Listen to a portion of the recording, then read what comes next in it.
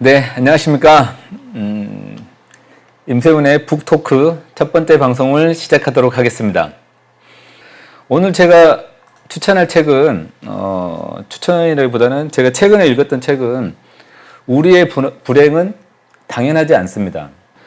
이 책을 주제로 얘기한다고 그러면 누구든지 쉽게 나와서 본인이 인생책 아니면 본인이 평상시 관심 갖고 있었던 분야의 책이 나온다 그러면 사서 봐도 괜찮겠다.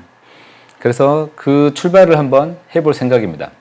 정말 대안이 여러 가지. 저도 이 책을 보고 이 통일에 대한 상상력이 좀 커졌어요. 아, 이런 방법으로도 통일을 할 수 있구나.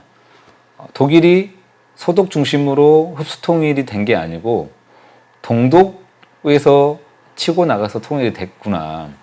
그러면 앞으로 우리나라 남북 통일도 남한이 주도해서 통일이 되는 게 아니고 어쩌면 북한이 주도해서 통일이 될 수도 있겠구나. 책은 크게 4장으로 나눠져 있습니다. 민주주의자 없는 민주주의.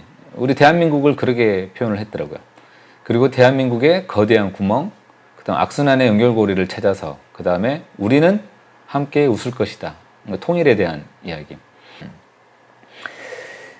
일단 이 책은 계속 우리나라하고 독일을 계속 비교를 합니다. 독일 교육, 독일 민주주의, 독일 통일 방법, 그 다음에 독일이 가지고 있었던 그런 시대적 환경, 그리고 독일이 처해 있던 이런 외부 환경, 그리고 우리나라가 처해 있는, 그러니까 계속 비교를 합니다. 기존의 질서와 규범을 익혀 잘 적응하도록 하는 것. 보통 이제 사회화라고 하는데, 이게 우리나라 교육의 일반적인 목표예요. 사회에 잘 적응하도록 하는 것. 모나지 않게. 모나지 않게 잘 적응하게끔 시키는 게 우리나라 교육입니다. 근데 독일 교육은 적응보다는 비판을 더 중시한대요. 그러니까 독일 교육은 적응보다는 비판을 더 중시한다. 그러니까 기존 질서에 대한 비판적인 안목을 기르는 것, 불이한 권력에 저항하는 능력을 키우는 것, 이것이 독일의 비판 교육입니다. 또 68 세대라고 했대요. 68 세대. 그러니까 68년도 세대인데 전 세계적으로 68년도가 상당히 민주주의적으로 성숙된 그런 해였대요.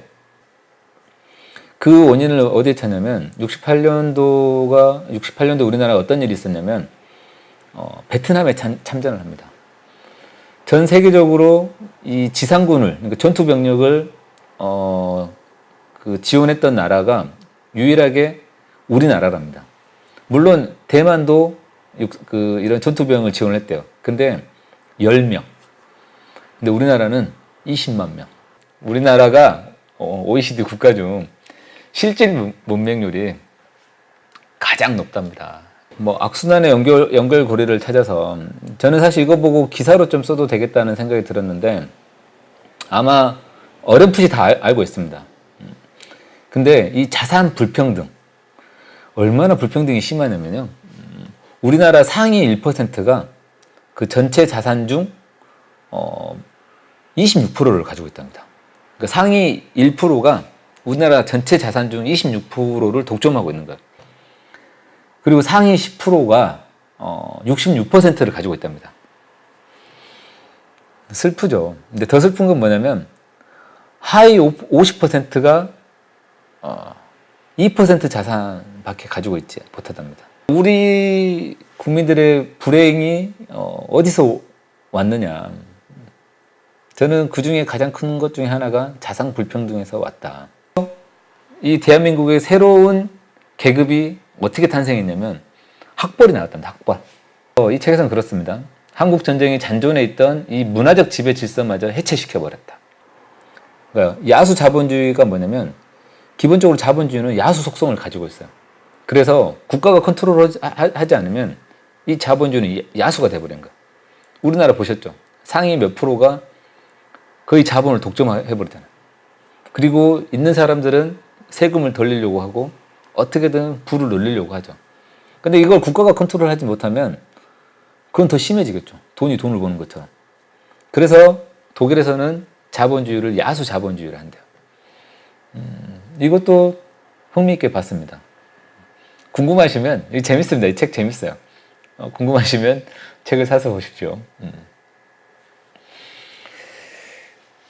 네, 마지막 사장이 통일을 어떻게 해야 될 것이냐. 저는 상당히 이 부분이 좀 지금 시국에 잘 맞는 책이다.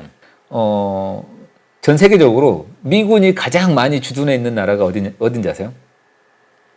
지금도 마찬가지인데 독일이에요, 독일. 두 번째가 일본, 세 번째가 대한민국이랍니다.